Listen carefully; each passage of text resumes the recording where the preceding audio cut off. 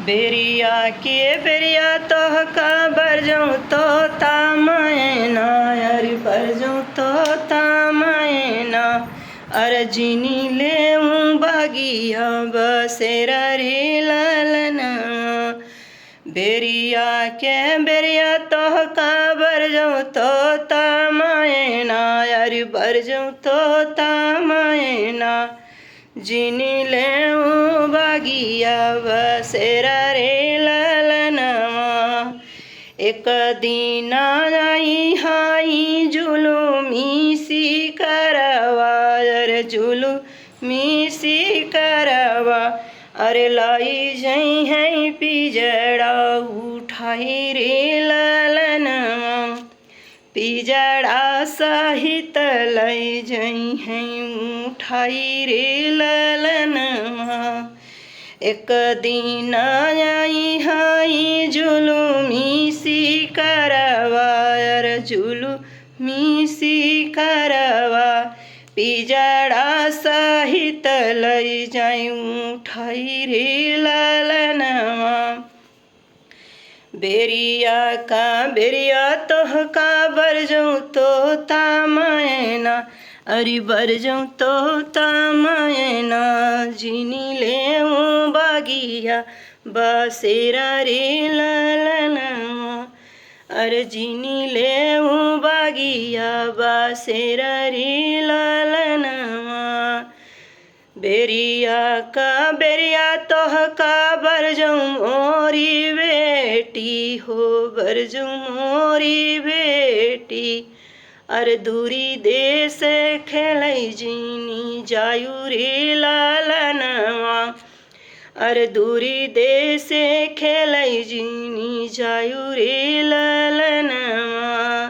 रथवा चढ़ल अइहा दुलरू दामदवा अरे दुलरू दामदवा लाई जई है डोलिया फनाई रे ललनवा।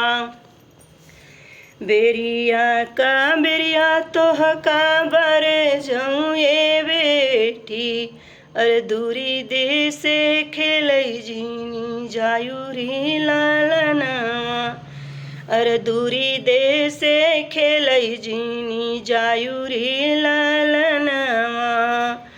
रथवा चढ़ल अइहा दुलरू दामदवा अरे दुलरू दामदवा लाई जई है डोलिया फनाई रे ललनवा। अंगना में ममेरो आई दुआरा पे पापरूं दुआरा पे पापरूं डोलिया पकड़ी रूं बीरन रे ललनवा। अरे डोलिया पकड़ी रूं बीरन रे ललनवा। अंगना में ममेरो आई दुआरा पे पापरूं दुआरा पे पापरूं अरे डोलिया पकड़ी बीरन भाई रे ललनवा। अरे डोलिया पकड़ी बीरन भैया रे ललनवा। मैं तो से बर जाऊं तो तसे मैना अरे तो तारे मैना जिनी लेऊ बगिया बसेरा रे ललनवा। अरे जिनी लेऊ बगिया बसेरा रे ललनवा।